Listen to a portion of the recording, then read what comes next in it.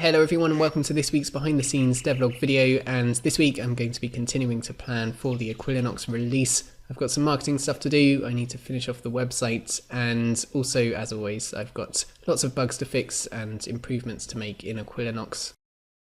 So it is Tuesday morning. Yesterday I was just working on marketing stuff like the website and also the Steam store page, which needs to be set up. There's quite a lot to do with that. Obviously I need to make the trailer and get some screenshots together and stuff like that.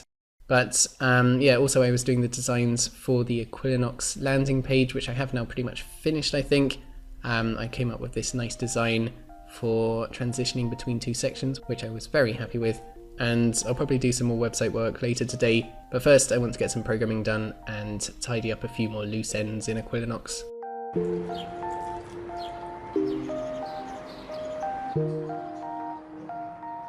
Not much to show you so far today. I've just been working my way through all the feedback that I've been getting from the Patreon supporters, which has mostly just been really small things like fixing typos or making sure that all the back buttons in the main menu are at the same position. But I've also been doing a bit of thinking about the disease system, because a couple of people mentioned that there's not really any way to cure disease at the moment. So I thought that it would be nice to add a new plant into the game that you could grow and then feed to diseased animals to heal them, and that's what I'm going to implement this afternoon.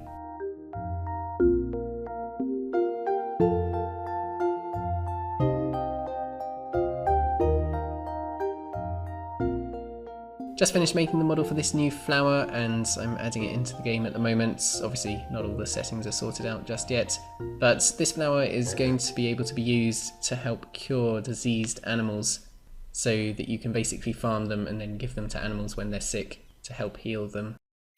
Just been doing some more work on this new flower, so I've now made it that it's only possible to grow it in certain tropical areas, so just to make it a bit more tricky to farm it. And then the idea is that when you've got an animal that has a disease, you can pick one of the flowers up and pop it down next to the diseased animals, and when you do, it releases these healing seeds, and then the animals can eat the seeds to cure their disease. So I've still got to implement the eating part, but I'll have to do that tomorrow because I'm going out to dinner in a bit.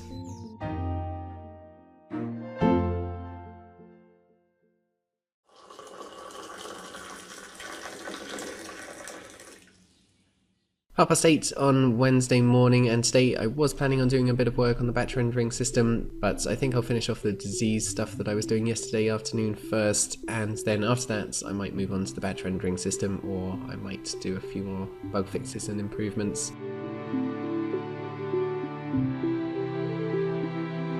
So I have now completely finished implementing this disease curing system, so you can see a lot of sick sheep here, and I'm just going to give them the healing flower which releases those healing seeds, and you can see the sheep going crazy trying to find a seed to eat, and when they do eat one of the seeds, as you saw, that heals their disease.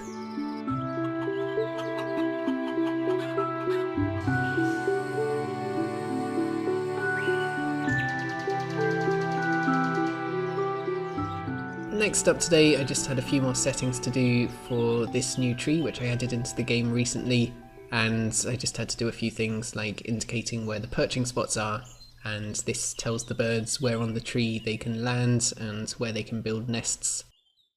So lunchtime now, and for the rest of the morning I was just finishing off some stuff to do with the disease system. A couple of Patreon supporters had mentioned that it happens a bit too often and it can be a bit annoying, so I was just lowering the chance of disease occurring. But I'm going to have some lunch now, and I'm also going to try and work out what I'm going to cook this evening, because I've got a few friends coming over later.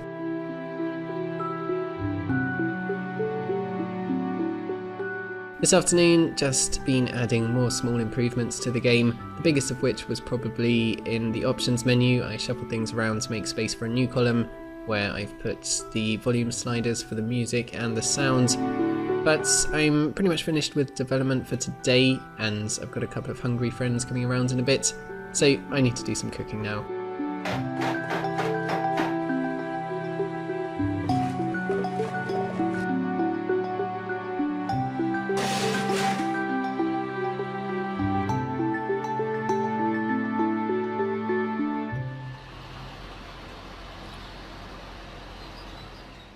It is 9 o'clock on Thursday evening, and today has unfortunately not been the best day. I was once again just finishing off some final updates in Equilinox, and I got stuck on this one silly little thing that I wanted to implement, which was that when you start a new world in Equilinox, the camera is just staring at some part of the terrain, and I thought that that wasn't the nicest thing to see when you start playing the game for the first time ever. So all I wanted to do was to move the camera back a bit to give you a better view of the world when you start playing the game. And I did eventually manage to implement this. You can see here I start a new world and the camera has a lovely view of the sunrise over the entire world, and it zooms in slowly as well. Nothing fancy, but it's definitely an improvement over what it was before. But it just took me so long to implement this today. I had so many issues with it. You might remember that recently I redid all of the camera code, which made the camera movement quite a bit more complicated. And apparently there was some error to do with the way that the camera was raycasting to find out which part of the terrain it should be rotating around. So I've just spent pretty much the entire day debugging that and desperately trying to work out what was going wrong.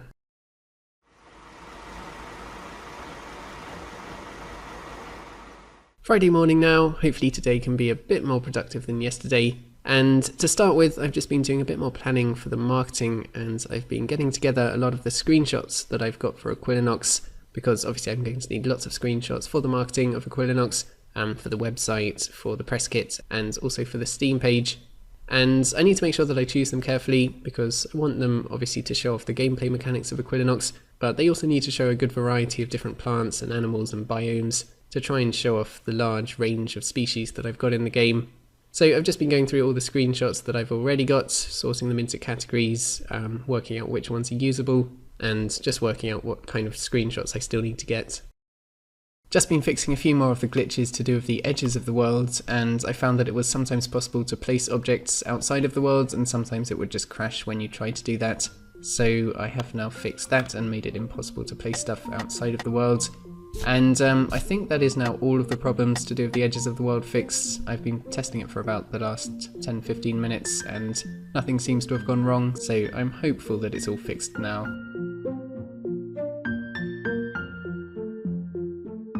Still just working through a few more bugs this morning and trying to fix them. For example, the camera, I found that it was possible to get the camera to go under the water, so that is now fixed. And I've also just been doing a bit more work for the website designs, which are very close to being finished now.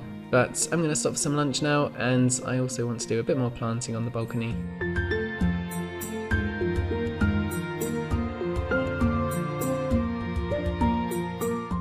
For the rest of the afternoon today, I've just been trying to get the editing for this week's video done and out of the way, because I've got quite a busy weekend coming up. A couple of friends are visiting Berlin, and I also really need to get started with improving the batch rendering system, which I was meant to be doing this week, but I seem to have put it off, which is not very good. It's actually the only thing that definitely still needs to be done before release.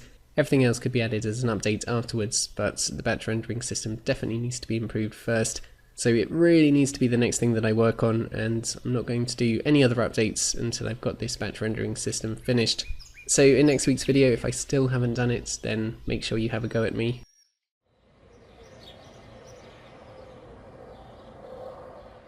So that's pretty much going to be it for this week. Next week, as I said, I've got to get that batch rendering system done, and hopefully I'll have that to show you in next week's video. But for this week, that is it. So thank you guys very much for watching this video. Do subscribe if you haven't already. Have a fantastic week, and I will see you all next time.